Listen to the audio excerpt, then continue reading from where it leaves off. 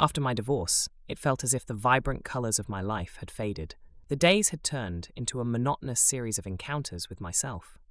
I had grown accustomed to solitude. It had become my companion, quiet and unnoticeable, filling every minute. But deep down, I knew I needed something more. Something that would make me feel the taste of life again. "Mom, you have to come," Henry said one evening, standing in the doorway of my apartment. He looked excited, almost elated. "There's a literary event at our bookstore tonight, a private gathering for insiders. You've always loved these things, and it would be good for you to get out of the house." I wanted to refuse, citing exhaustion and the desire to be alone. But there was something in my son's eyes that made me pause. He had never asked me to go anywhere with him before. For a 20-year-old young man, this was at least unusual. But he smiled, and suddenly I realized I couldn't say no. "All right, Henry, I'll come," I finally said, trying to hide the uncertainty in my voice. When I walked into the store, I was struck by the relaxed atmosphere and the energy. Everywhere there were young people laughing, chatting, and discussing books with such enthusiasm that it felt like I had stepped into a different reality. I felt out of place, like I was here by mistake. Noticing my discomfort, Henry quickly came over to me. "Mom, are you okay?" He leaned closer to drown out the noise. "Let me introduce you to Logan. He's a good friend of mine. We work together." I nodded, trying to hide my confusion. At that moment, I didn't know that meeting Logan would change everything. He was taller than me, with thick dark hair and deep-set eyes that seemed to search for something inside me. Logan extended his hand, and his smile was both friendly and slightly daring. "Elizabeth, nice to meet you." His voice was warm and melodic, instantly calming my nerves. "Nice to meet you too, Logan," I replied, shaking his hand. The warmth from his touch lingered longer than it should have. Talking to him turned out to be surprisingly easy.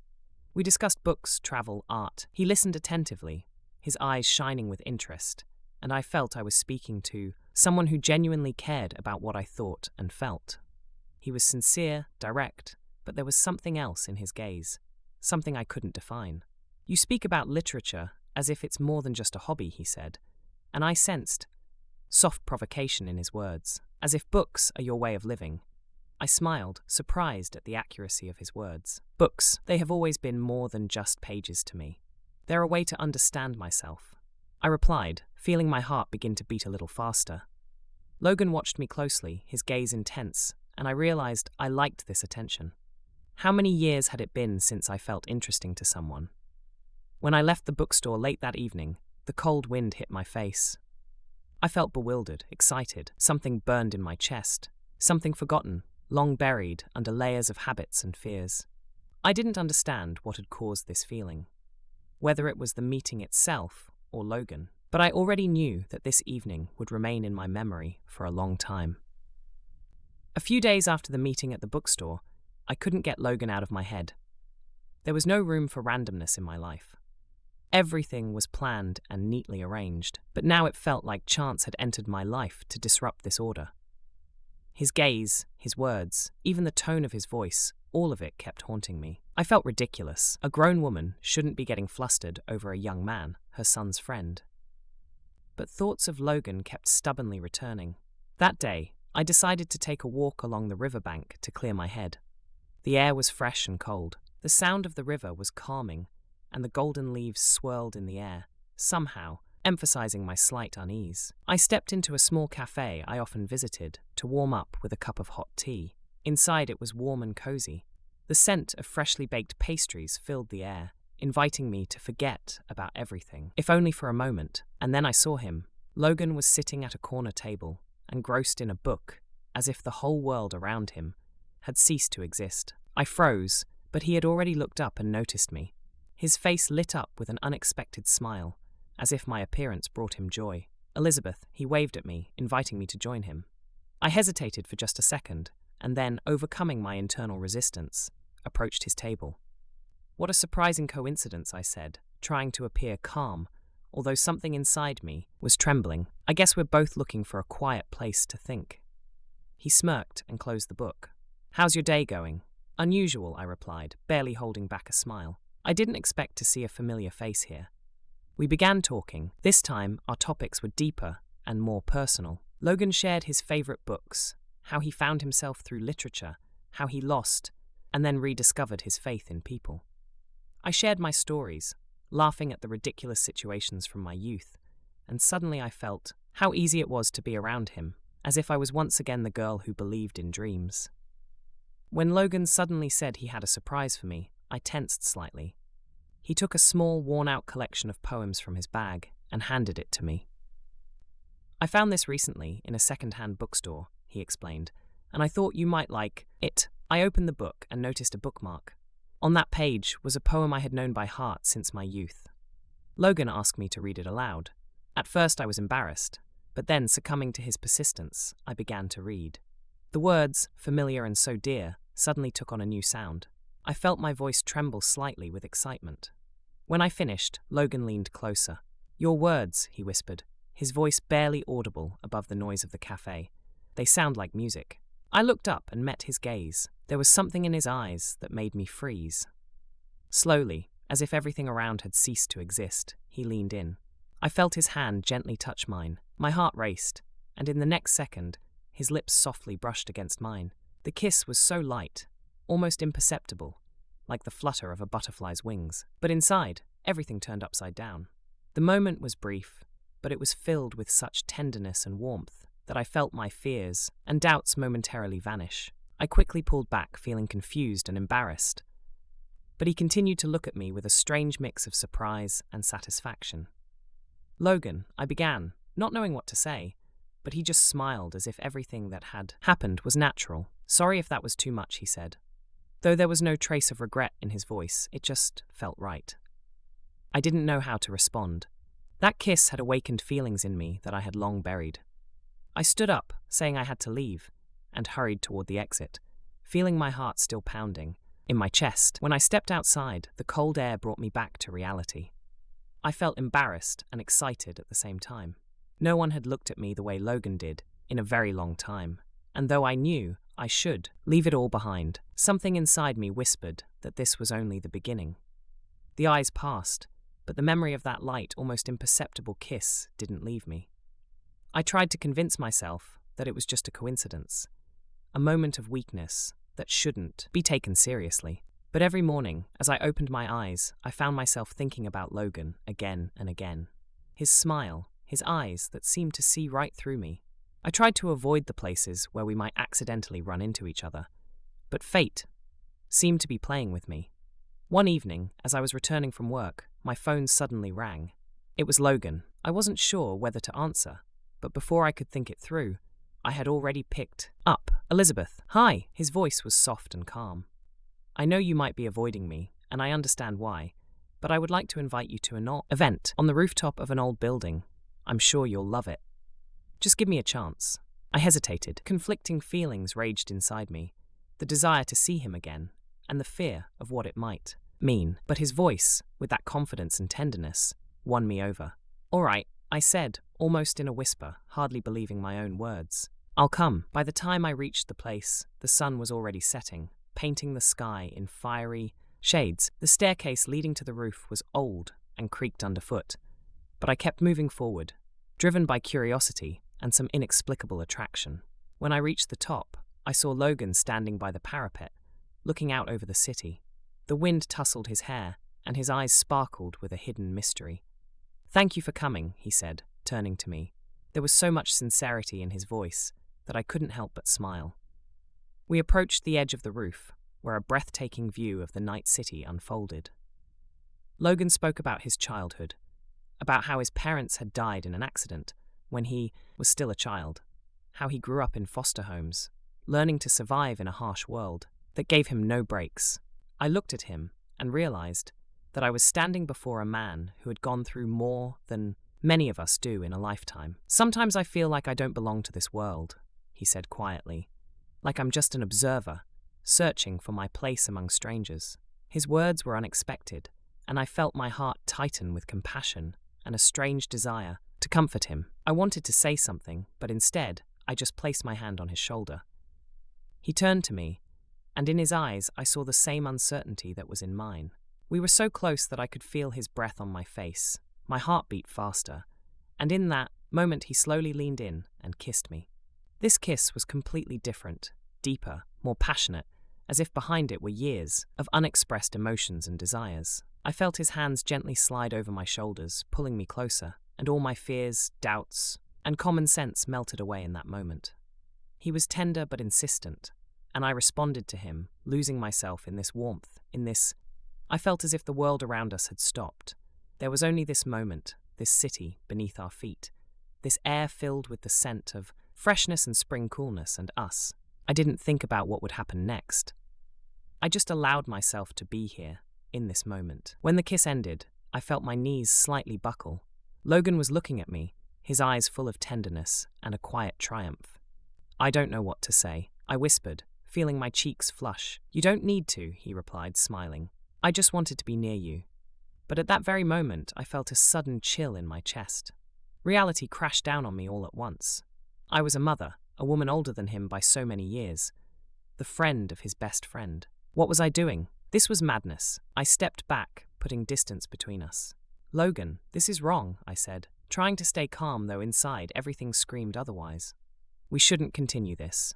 He didn't reply immediately. A shadow of disappointment flickered in his eyes, but he didn't try to hold me back. He just nodded and quietly said, "If that's what you think, I understand." I turned away, trying to hold on to what remained of my resolve.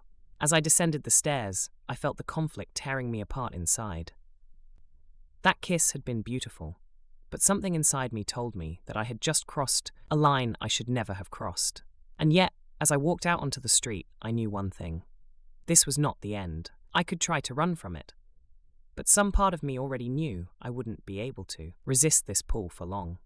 Several days had passed since that evening on the rooftop, but thoughts of Logan wouldn't leave me alone. Anytime I closed my eyes, I kept remembering that kiss, his gaze, his words. It was as if I stood on the edge of a cliff, and my heart was screaming, "Jump!" while my mind was saying, "Stop, don't do it." I tried to suppress these feelings, but they only grew stronger. I decided I wouldn't meet him again. I had to put an end to it, once and for all. I knew it was the right thing to do. The thoughts of Logan tormented me, but I understood that I couldn't let myself fall in love with someone younger than my own son. That would be wrong, unfair to Henry. I couldn't risk our relationship for the sake of this fleeting passion. But Logan didn't give up. He kept sending me messages, short ones, asking how I was feeling, sharing his thoughts, talking about the books he was reading. These messages were so simple and light-hearted that I couldn't help but respond. At some point, he began appearing in places I often visited. During my morning runs at the cafe I went to every Saturday, I tried to convince myself that it was just a coincidence, but a deep sense of anxiety slowly began to grow. One evening, when I returned home, Henry was waiting for me in the kitchen. His face was grim, his eyes glinting with some kind of irritation. "Mom, can I have a minute?" he asked, not looking up from the coffee cup he was nervously spinning in his hands. "Of course, Henry, what's wrong?" I replied, trying to sound calm, though I already sensed something unpleasant was coming. "You've been acting strange lately. You're always disappearing somewhere, and you hardly talk to me." He shot me a quick glance. "Is this about Logan?" My heart pounded loudly in my chest. Had he found out something? "Logan," I tried to sound as casual as possible. "We've just been chatting a bit." "He's your friend, Henry.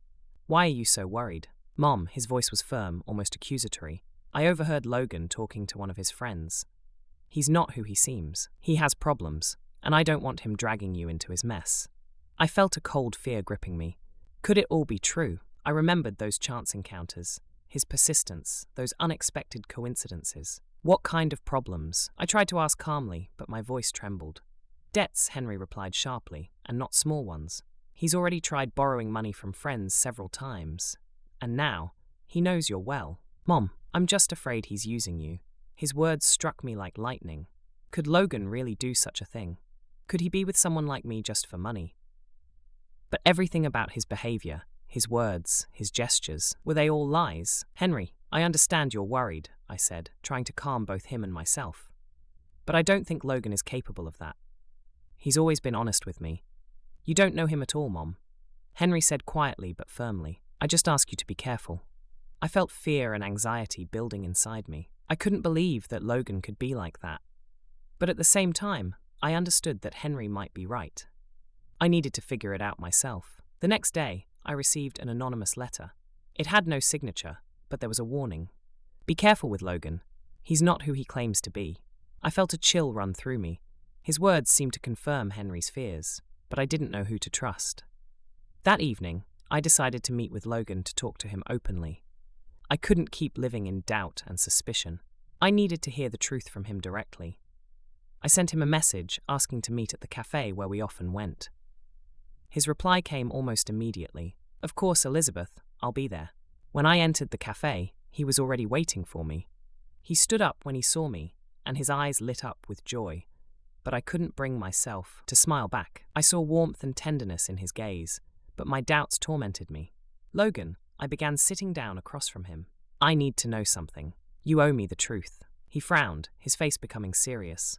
What do you mean, Elizabeth? He asked cautiously. What are your problems? About your debts, about whether you might be using me for money. I tried to say this calmly, though inside everything screamed in pain and doubt.